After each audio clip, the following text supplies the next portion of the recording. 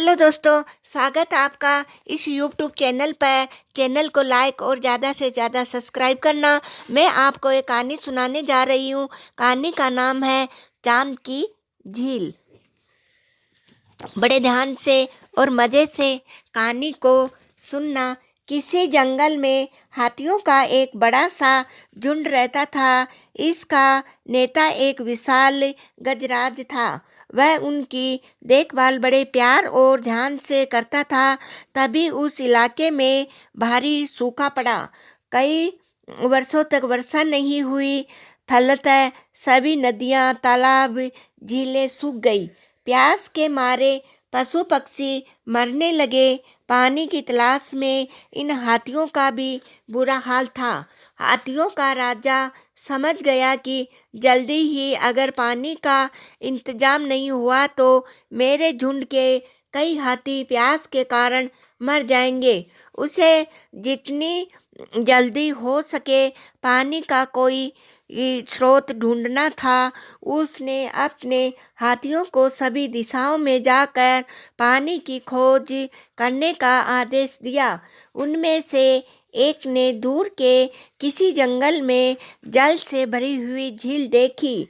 गज बहुत खुश हुआ। उसने सभी हाथियों को उस झील की तरफ चलने का हुक्म दिया। यह एक सुंदर सी झील थी। उसके पास ही खरगोशों की बस्ती थी। हाथियों को उससे होकर गुजरना था। उनके पैरों में नीचे कुचलकर हजारों खरगोश मारे गए और इतने ही खरगोश घायल हो गए। खरगोशों के राजा ने अपने लोगों की सभा बुलाई और कहा, जंगली हाथियों का एक झुंड हमारी बस्ती से होकर गुजर रहा था। उन्होंने हमारे हजारों साथियों को मार डाला है और उन्हें घायल किया है। हमें इस तबाही को रोकने का अविलंब ही उपाय करना चाहिए। मैं चाहता हूँ कि आप लोग अपनी खरगोश जाति की रक्षा का उपाय सोचें। एक छोटा सा खरगोश उठकर खड़ा हुआ और बोला, महाराज, यदि आप गजराज के पास मुझे अपना दूत बना कर भेजे तो मैं इस समस्या का कोई हल तलाशने में सफल हो सकता हूँ। यह सुझाव हर तरह से ठीक है। खरगोशों के राजा ने कहा। अपने राजा की सहमति पाकर वह छोटा खरगोश तेजी से चला। उसने देखा कि हाथियों का एक झुंड अपने राजा की अगुवाई में झील से वापस आ रहा है। वह एक ऊंची सी चट्टान पर चढ़ गया और बोला, हे हाथियों के राजा, मेरी बात सुनिए। मैं चंद्रमा का दूत हूँ। चंद्रदेव ने मुझे आपको यह बताने के लिए भेजा है कि आप अपने झुंड को मेरी झील तक ले आए हैं और उनके पवित्र जल को गंदा कर रहे हैं।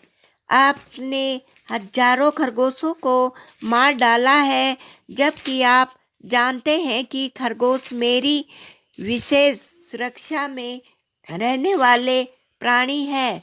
इनका राजा मेरे साथ रहता है, इसलिए मेरी बात मानो और खरगोशों की जान लेना बंद करो, नहीं तो तुम पर और तुम्हारे साथियों पर इसका भयानक परिणाम होने वाला है।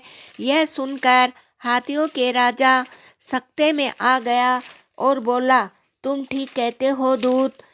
हमने आते जाते कई खरगोशों को मार डाला होगा, लेकिन अब मैं ध्यान रखूंगा कि अब तुम लोगों को हमसे कोई नुकसान न हो।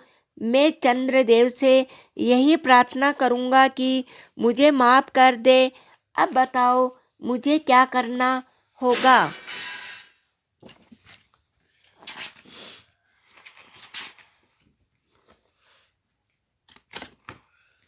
कृपया मेरे साथ अकेले आइए, मैं आपको चांद पर ले चलूंगा। खरगोश ने कहा।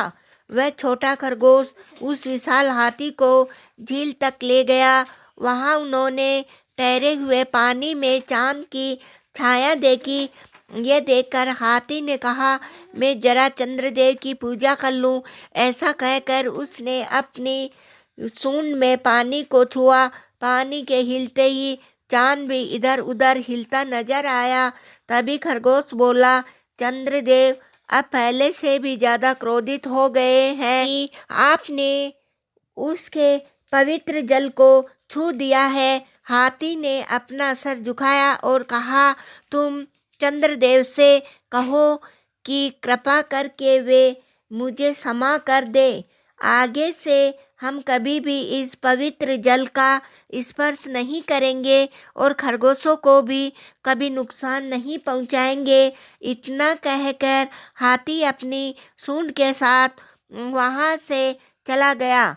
जल्द ही भारी वर्षा हुई और हाथियों के लिए पर्याप्त पानी उपलब्ध हो गया। उन्हें कभी यह पता ही नहीं चल पाया कि उस छोटे से खरगोश ने उन्हें कैसे मूर्ख बनाया था।